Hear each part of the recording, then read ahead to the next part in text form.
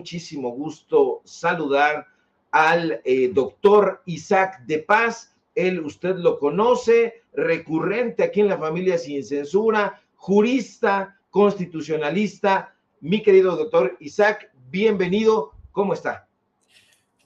Muy bien, muchas gracias, estimado Ricardo. Saludo muchísimo al público, como tú dices, al público conocedor de Sin Censura, una de las audiencias más inteligentes que hay en este país. Y pues te agradezco mucho también a todo el equipo, a Ceci y en ausencia, claro, a Vicente y a Toñito. Aquí Claro estamos. que sí. Recibo el saludo con muchísimo gusto y pues lo recibo con una pregunta. Doctor Isaac, se está hablando de la sobrerepresentación. Ciro Murayama está de acuerdo en un momento, después ya no. Hoy se está hablando de esta falsa premisa de la sobrerepresentación y yo quiero que usted, por favor, nos ilustre al respecto.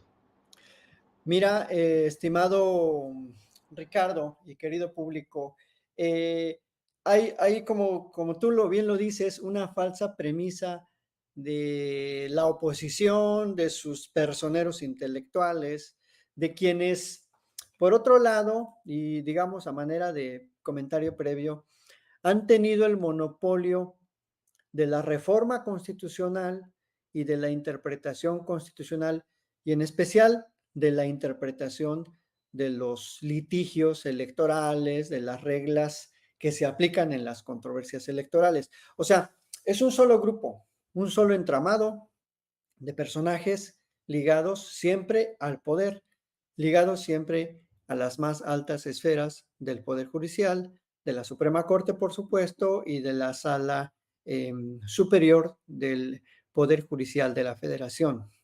Estos personajes, obviamente, también ligados al Consejo General del IFE en aquel momento, hasta antes del 2014, después del 2014 el INE, pues han tenido este monopolio, han sido compas, por así decirlo, amiguis, que siempre han aplaudido todas las reformas constitucionales y especialmente las reformas electorales. O sea, con esto quiero decir que por primera vez están en desacuerdo con ellos mismos, porque esta regla prevista de la representación no la inventó ni Morena, ni el presidente, ni Claudia Sheinbaum, nadie de Morena la inventó. Es más, en su momento la cuestionaron y en su momento el presidente en el primer plan, en el plan A, quería modificar esta regla. Pero bueno, eso nada más para poner el contexto de que son ciertos grupos empoderados de abogados constitucionalistas. Tú mencionaste a Ciro Murayama, que en efecto hace pues un par de meses, en junio, creo que exactamente el 6 o el 7, publica en Nexos un, eh, un artículo llamado, si mal no recuerdo, La trampa de la sobrerepresentación, quejándose y planteando que debe corresponder el número total de votos al número de diputados. Y ahí está la falsa premisa. No tiene que haber correspondencia. Es falso que tiene que haber una correspondencia entre porcentajes. O sea, desde el inicio su argumento se cae porque es un argumento falaz, es un argumento que induce al error. Es decir, si tuviste el 50% de los votos, por así mencionarlo, tienes que tener el 50% en la Cámara de Diputados. No, no es cierto, porque no son números que se puedan cruzar de esa manera. La Constitución no establece esa regla. Y algo más que me llama la atención es que siempre que hablan de sobrerepresentación, no dicen cuál es el fundamento supuestamente constitucional. No dicen qué artículo se está violando de la Constitución para señalar, descalificar esta sobrerepresentación. Entonces, fíjate que hoy en la mañana el presidente lo dijo muy claro. Él, sin ser constitucionalista de academia o de formación, es constitucionalista de oficio, de práctica. Dijo, qué casualidad que toda la vida, todos los procesos electorales anteriores, los grupos parlamentarios que mayoriteaban la Cámara de Diputados, la Cámara de Senadores, el Congreso Federal, habían vivido cómodamente con esta interpretación de la sobrerepresentación y habían dominado, por supuesto, el proceso de reforma constitucional, porque ese es el gran problema, ¿no? Que se quejan de la sobrerepresentación porque saben que con eso se alcanza una mayoría súper calificada para reformar la Constitución e impulsar el plan C con todo lo que eso implique. Entonces, él dijo que esas reglas ellos mismos las inventaron. Y sí, si uno tiene poquita memoria histórica, desde la primera gran reforma electoral de 1996, y ahora sí, como dice el presidente, esto para los jóvenes que no se acuerdan. Sí, mucha gente ya no nos acordamos, ¿no? Que en el 96 se fijaron esas reglas, luego en el 2007 se tuvo la oportunidad de modificar, no se modificó, se quedó igual, y en el 2014 tampoco. Yo hablo de 2007 y 2014 porque son años en que se hicieron macro reformas electorales. Se han hecho siempre, pero pesadas o de gran alcance son las de 2007 y 2014, últimamente, y algunas otras de facto, ¿no? Que se han hecho. Entonces, no hay razón, no hay fundamento, no hay ningún agravio constitucional en esta fórmula. Ha sido la fórmula que ha funcionado y que pues ahora como a ellos les pesa, ya no les favorece, pues ahora sí, pues que es inconstitucional, que es arbitrario, que es ilegal, que es una trampa, pero vivieron muy cómodamente 30 años por lo menos en ese régimen. Entonces, eso es lo que yo critico, que no podemos ser eh, o escoger los argumentos cuando más nos convengan, ¿no? Creo que hay que analizar siempre la norma, los hechos y luego ya explicar el derecho. Y no empezar al revés, como lo hacen Ciro, bueno, y otros tantos, bueno, hasta los que ni saben, ¿no? Ya critican la sobrerepresentación y no saben ni de qué hablan. Entonces, esa es mi primera intervención, estimado Ricardo. Hasta aquí dejo este punto. No sé si te... Doctor Isaac, yo me voy a quedar y voy a darle la estafeta al querido maestro Paco Cruz. Es un gusto saludarte, pero no me quiero ir sin dejarte una pregunta. Una pregunta. Tú hablabas de que había un grupo de constitucionalistas. A mí me gusta, morboso que soy, me gustaría saber quiénes son, quién encabeza ese grupo para que los conozcamos. A lo mejor yo me doy una idea, pero no sé si nos puedas decir al respecto. Yo le dejo la estafeta, el timón a mi querido maestro Paco Cruz. Te dejo un abrazote enorme, pero también la pregunta por si quisieras responderla, porque sería muy interesante que supiéramos de parte de quiénes son estos perfiles, doctor Isaac. Te dejo esa pregunta, por favor. Pues sí, mi querido Ricardo, pues tú ya lo dijiste, ya lo mencioné yo. Uno de ellos es Ciro Murayama. Creo que es el principal impulsor de esta visión de crítica, de señalamiento de trampas a la Constitución. Él yo creo que es el principal y a otros, a otros constitucionalistas que me refiero, que forman parte de la élite del INE, pues Lorenzo Córdoba, que forman parte de la élite del Tribunal Electoral, que ya no están en la esfera pública tan activos, o por lo menos no se conoce mucho su activismo. La exministra o ministra en retiro, la ministra Margarita, ay, espérame, se me va su nombre, Luna Ramos y su hermano, que fue integrante de la Sala Superior del Poder Judicial de la Federación. Es decir, hay un grupúsculo ahí de funcionarios judiciales de altísimo nivel con funcionarios académicos que han dominado, como lo dije hace rato, la visión de interpretación constitucional en la Suprema Corte, en el Poder Judicial de la Federación y en la Sala Superior. Entonces, entre algunos otros que tienen sus columnas, ustedes pueden leer, consulten, pues bueno, si su inteligencia se los permite, porque a veces es hasta ofensivo lo que uno lee en esos diarios, en la Organización Editorial Mexicana, en el Reforma, en el Universal.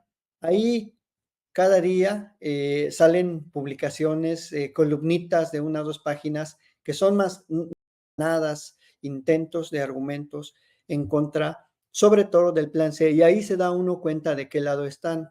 Ahí se da uno cuenta de cómo sus argumentos son tan falaces y ni siquiera controvierten, como lo dije, la matrix constitucional que da origen a esta regla, ¿no? Entonces, eso es algo que a mí me llama mucho la atención, que cuando hablan de o critican a la sobrerepresentación tal como está, pues nunca dicen por qué realmente es contraria a la Constitución. Hacen unas cuentas chinas ahí, que los porcentajes no dan, que no hay correspondencia, pero ya, como lo he dicho, no tiene que haber correspondencia en esos porcentajes de votación y número de curules asignados. Esa regla no existe.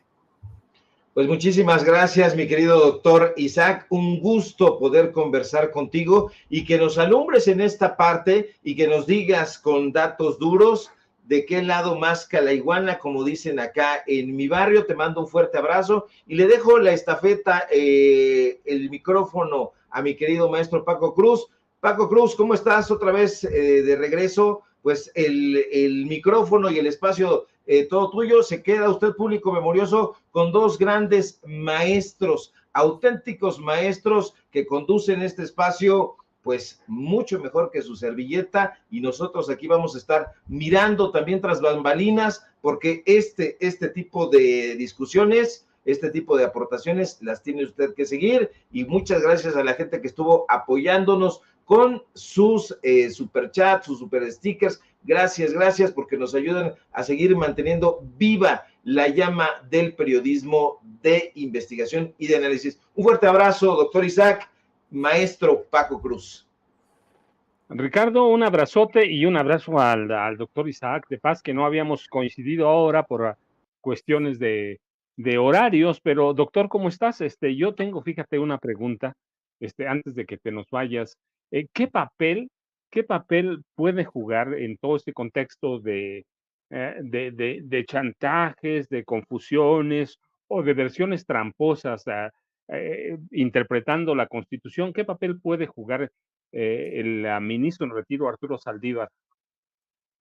Bueno, fíjate, querido Paco, que pues, el ministro conoce, pues, de los últimos 15 años las entrañas de la más alta esfera constitucional, ¿no? Que es la Suprema Corte, y por supuesto en general del Poder Judicial.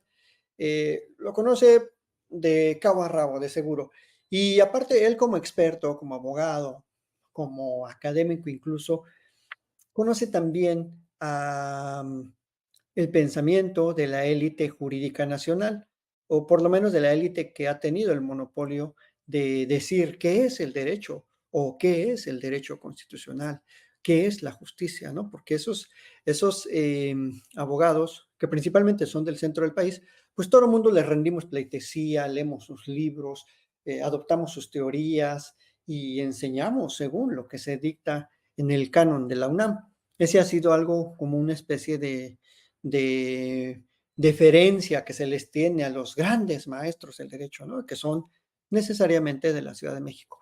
Entonces, teniendo en cuenta que conoce ese contexto, el papel que puede jugar es, creo que, un buen interlocutor, un buen negociador, un ministro en retiro que tiene un pensamiento jurídico claro y de justicia social, y que, bueno, se le podrán criticar algunas de sus decisiones o muchas de sus decisiones, pero yo lo que te puedo decir es que no es un ministro o no es un leguleyo, es un tipo que sabe derecho constitucional, que las veces que tuvo la oportunidad de pronunciarse a favor de causas sociales, a favor de personas que no tenían derechos, como las trabajadoras del hogar, o de equilibrar las relaciones de poder entre particulares y empresas para que pagaran indemnizaciones, el ministro intervino. Por no decir de los casos que él mismo ha reseñado, en el caso ABC, el de la guardería, y otros tantos casos que en su primera etapa como ministro de la Corte, allá entre el 2009 y el 2012, llegaron esos asuntos a la Corte muy escabrosos y el ministro tuvo una postura siempre coherente. Entonces, creo que es un gran operador jurídico y también, ¿por qué no decirlo, político? Lo demostró en el 2020 cuando tuvo a su cargo también el choque, ¿no?, del Poder Judicial contra el Poder Legislativo y el Ejecutivo, y supo ahí remar en esas aguas muy difíciles entre sus correligionarios del Poder Judicial y el presidente y el Congreso. Entonces supo maniobrar muy bien y logró una reforma que ya nos dimos cuenta fue insuficiente. Pero la verdad es que fue un gran negociador porque creo que es un tipo que no esconde lo que piensa. No quiero decir que sea predecible, pero es un tipo que es claro en su pensamiento jurídico y en su pensamiento político, a diferencia de la actual presidenta de la Corte, de la ministra Norma Lucía Piña Hernández. No tenemos claro su pensamiento jurídico ni su pensamiento político y por el contrario, tenemos que pues se conduce de manera discrecional, por decirlo menos, reuniéndose con políticos de la contraparte de la mayoría que gobierna este país, y eso hace que sea una juez desconfiable. Entonces, pues ha sido, creo que en este contexto que me haces esa pregunta, ha sido un ministro negociador, incluso pues sus polémicas declaraciones sobre que ayudó mucho a la ministra Norma Lucía Piña Hernández se dan en este contexto de que le preguntan cuál era su opinión de ella y le insisten en cuál fue su papel para ayudarla. Y creo que algo que no sabe mucho la gente que no se dedica a esto, que está desde fuera, ignora que antes, o sea, en la época del PRIAN, se recurría mucho y desde antaño en el Poder Judicial para que el Poder Judicial, digamos, que se gobernara solo. Antes, por ejemplo, antes de la reforma del 94, los ministros se repartían los nombramientos de jueces y magistrados. O sea, para magistrado en Tamaulipas lo va a decidir el ministro fulano o la ministra sutana. Para magistrado en Ciudad de México, sutano y perengano. A fulano de castigo, bueno, hay que mandarlo de magistrado a Oaxaca o de juez federal a Iguala. Entonces, antes eran así los nombramientos. Entonces, siempre se le ha dado esa como cualidad de autogobernanza al Poder Judicial. Después de la reforma del 94 cambia, y lo que quiero poner en contexto con estas anécdotas es que a los ministros se les tomaba en cuenta para designar al siguiente ministro. Se les preguntaba, claro, sotto voce, por debajo de la mesa, diría al bolero aquel, se les tomaba en cuenta para ver quién podía subir como siguiente ministra o ministro, porque recordemos que el Poder Ejecutivo tiene una terna y estas ternas ya algunos dados van cargados. ¿De qué dependen? De las negociaciones de los partidos y sobre todo de las negociaciones en el Senado. Pero ahí es donde entran otras opiniones, otras reglas no escritas y por supuesto el ministro Saldívar de seguro hace alusión a pues cómo se da el contexto de que le preguntaron a él o le consultaron, quién te parece un buen perfil, tú qué opinas de ella o de fulano, y pues en aquel momento recordemos que solo había dos mujeres en la corte. Norma Lucía Piña Hernández fue la tercera mujer. Estaba únicamente Margarita Luna Ramos y Olga Sánchez Cordero de García Villegas. Entonces, Norma Lucía Piña Hernández llega como de carrera judicial, del segundo circuito, por supuesto. Tú y yo sabemos, Paco, que el segundo circuito es pues un circuito de poder, es el circuito del Toluca, del Estado de México. Y si de un circuito han salido ministros y ministras, pues es de ahí, o sea, de Toluca, de Metepec, para ser exactos. Entonces, ¿por qué? ¿Por qué será? Pues por el grupo Atlacomulco, ¿no? O sea, hasta allá llegaban las influencias de la corte. Y si ahondamos también, ¿quién está en la primera sala? Por lo menos hay uno, en la sala superior del Tribunal Electoral, hay un ministro, digo, hay un magistrado que intentó ser ministro, que Peña lo propuso para ministro, no queda de ministro, pero lo meten a la sala superior del Tribunal Electoral. Y es un ministro también, perdón, es un magistrado del segundo circuito. Entonces, estas dinámicas son las reglas detrás del trono, es lo que pretende evitar la elección directa, ¿no? Que por lo menos sea más directo. Es decir, si tú te vas a proponer como ministro, bueno, queremos saber quién eres, de dónde vienes, qué propones. Y creo que en ese aspecto de la elección directa de los ministros, pues dejaríamos de recurrir a los comentarios discrecionales, a las recomendaciones extraoficiales, a toda la parafernalia politiquera que actualmente se da para que alguien llegue como ministro o ministro de la Suprema Corte. Y aquí vuelvo a retomar un poco el comentario que le hacía hace rato al maestro Ricardo Sevilla, ¿no? Ellos dominaron también, estos grupos de poder jurídico, las nominaciones.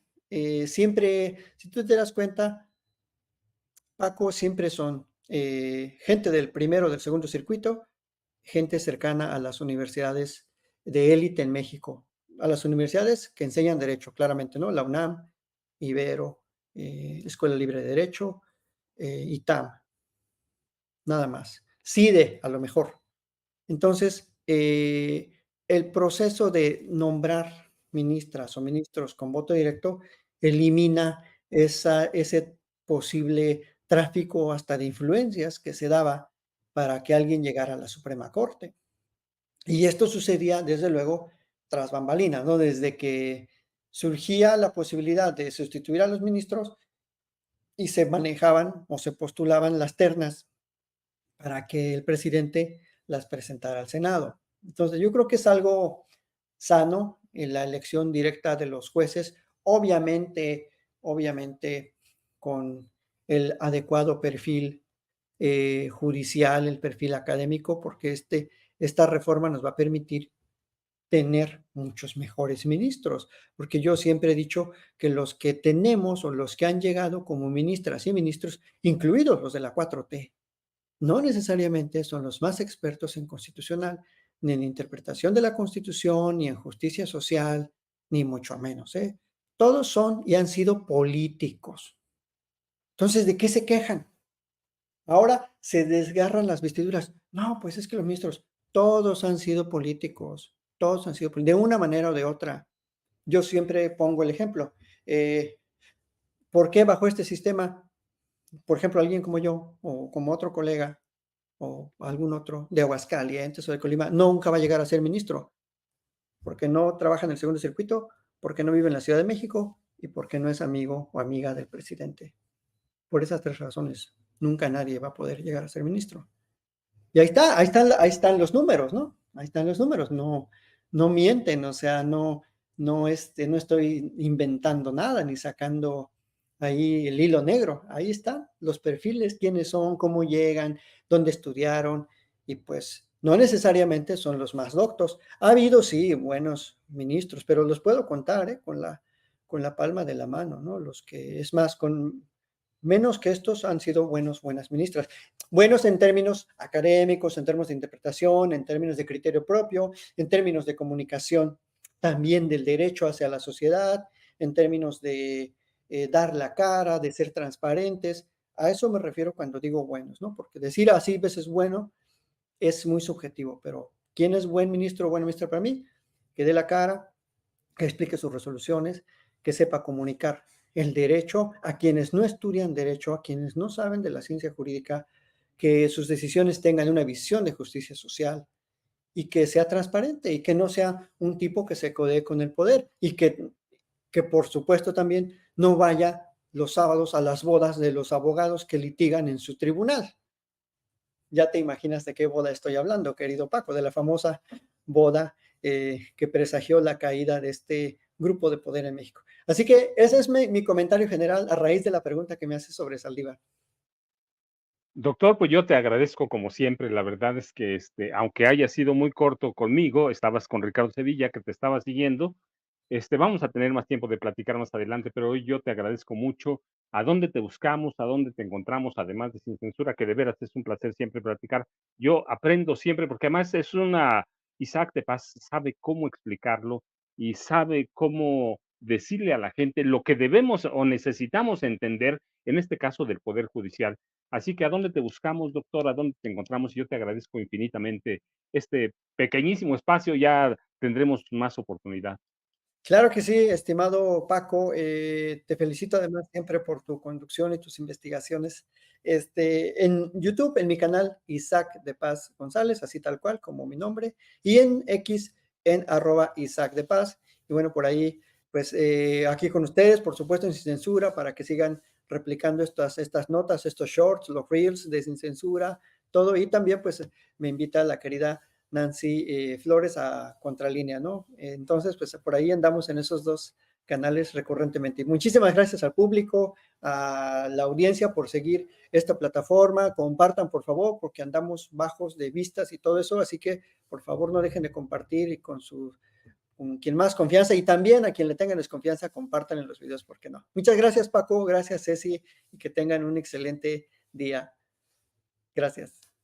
Doctor, un abrazote de veras y sigan su canal. De veras van a encontrar explicaciones que, que uno parece que son imposibles. Muchas gracias, doctor. Yo me tengo que quedar porque yo sé que ya está lista la otra mesa, pero muchas gracias.